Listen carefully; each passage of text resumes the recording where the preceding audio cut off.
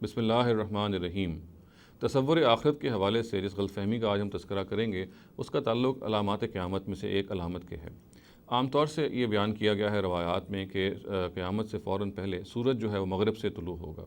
اس کے بارے میں اکثر لوگ جو آج کل اس علامت کے حوالے سے اس کی جو انٹرپریٹیشن بیان کرتے ہیں وہ یہ ہے کہ یہ ایک علامتی چیز ہے، یعنی سورج کا مغرب سے طلوع ہونا کوئی حقیقی چیز نہیں ہے بلکہ یہ ایک سمبولک سی چیز ہے اور یہ سگنیفائی کرتی ہے بعض اور حقائق کو۔ جیسے مثال کے طور پہ بعض لوگ یہ کہتے ہیں کہ سورج کا مغرب سے طلوع ہونے کا مطلب یہ ہے کہ مغربی تہذیب جو ہے اس کا دنیا میں قیامت سے پہلے غلبہ ہو جائے گا۔ بعض اور لوگوں کی یہ رائے ہے کہ سورج کے مغرب سے طلوع ہونے کا مطلب یہ ہے کہ اسلام کا غلبہ جو ہے مغرب میں ہو جائے گا اور اس کے نتیجے میں ظاہر ہے کہ ایک بہت بڑا یہ واقعہ رونما ہوگا۔ اسی طرح کی بعض اور تعبیراتی بیان کی جاتی ہیں، مگر بنیادی طور پہ جو باٹم لائن ہے وہ یہ ہے کہ سورج کو جو مغرب سے طلوع ہونا جو روایات میں بیان ہوا ہے، جو قرآن جو قیامت سے متصل پہلے ہوگا، اس کے بارے میں یہ رائے قائم کر لی گئی ہے کہ یہ کوئی حقیقی چیز نہیں ہے، یعنی کوئی لٹرل مفہوم میں اس کو نہ لیا جائے بلکہ یہ ایک اعتباری چیز ہے، اس سے ایک سمبولک چیز ہے۔ تو دیکھیے اگر ہم تمام روایات کو جمع کریں تو بات اس سے مختلف نظر آتی ہے اور ان روایات کا استقصاء کرنے سے معلوم ہوتا ہے کہ یہ اصل میں یہ کوئی علامتی چیز نہیں ہے بلکہ حقیقی چیز ہے، اور سورج کو واقعی قیامت سے پہلے اگر ان روایات کی نسبت نبی صلی اللہ علیہ وسلم سے درست ہے تو مغرب ہی سے طلوع ہونا ہے۔ اس لیے کہ جس طریقے سے وہ بیان ہوا ہے اور جن روایات کی جو تفصیلات اس میں بیان ہوئی ہے اس میں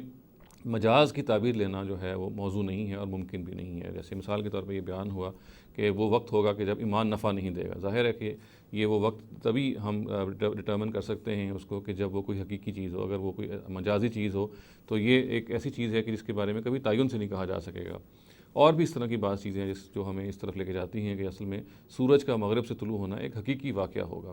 اب ظاہر ہے کہ یہ سوال پیدا ہوتا ہے کہ یہ آج کل کے نوامیس و قوانین جو اس وقت اسٹرانومی میں یا ہم کائنات کے حوالے سے دیکھتے ہیں یہ کیسے ممکن ہوگا۔ تاہم ظاہر ہے رب کائنات کے لیے کوئی ممکن نہیں ہے کہ وہ اس کو کس طرح سے ممکن کر دے، اور دیکھیے کہ یہ اس کے بارے میں سائنٹیفکلی بھی اسٹرونومکلی بھی ہم یہ کہہ سکتے ہیں، اور آج کل کے سائنسدان نے بعض جو آسمانی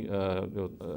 ہیونلی باڈیز ہیں ان کے حوالے سے بیان بھی کرنا شروع کیا ہے کہ وہ اپنی اسپن یا ان کی روٹیشن میں وہ الٹا گھومنا انہوں نے شروع کیا ہے۔ یعنی بعض سیارے ایسے ہیں یا ان میں سے کم ایک سیارے کی طرف وہ پوائنٹ آؤٹ کرتے کہتے ہیں کہ جس طرح سے وہ گھوم رہا تھا اس سے رک کے اب اس کی سمت تبدیل ہوتی ہونی شروع ہو گئی ہے۔ تو اگر فرض کیجئے کہ یہ ایک پاسبلٹی ہے تو ہم یہ کہہ سکتے ہیں کہ وقوع اس کا بالکل پھر ممکن ہو جائے گا، اس لیے کہ ہمیں معلوم ہے کہ آج کل زمین جو ہے وہ مغرب سے مشرق کی طرف گھومتی ہے، یعنی ویسٹ سے ایسٹ کی طرف گھومتی ہے، جس کے نتیجے میں سورج پھر مشرق سے طلوع ہوتا ہے۔ اگر اللہ تعالیٰ چاہے، ظاہر ہے بہت سارے اور طریقے بھی ہو سکتے ہیں مگر اس میں بڑا آسانی سے یہ طریقہ بھی کیا جا سکتا ہے اللہ تعالیٰ کی طرف سے کہ وہ مشرق سے مغرب کو زمین کو گھما دیں، جس کے نتیجے میں آپ پہ سورج جو ہے مغرب سے طلوع ہوگا۔ گویا کہ یہ ایک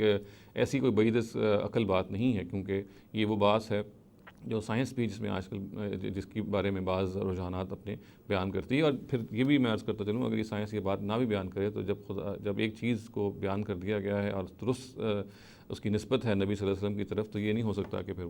وہ درست نہ ہو اور وہ رونما نہ ہو۔ خلاصتاً ہم یہ کہہ سکتے ہیں کہ سورج کا مغرب سے طلوع ہونا جو علامات قیامت کے طور پہ روایات میں بیان ہوا ہے، یہ اگر ان روایات کی نسبت نبی صلی اللہ علیہ وسلم سے درست ہے تو پھر جس طرح سے یہ بات کو بیان کیا گیا ہے یہ ایک حقیقی واقعہ ہے، یعنی یہ حقیقی واقعہ ہے، یہ کوئی مجازی تعبیر نہیں ہے۔ اور سورج کو پھر اس ٹائم سے پہلے، قیامت کے زلزلے سے پہلے، قیامت کے نمودار ہونے سے پہلے پھر مغرب ہی کو طلوع ہونا ہوگا۔ اقول قولی ھذا واستغفر اللہ لی ولکم ولسائر المسلمین والمسلمات۔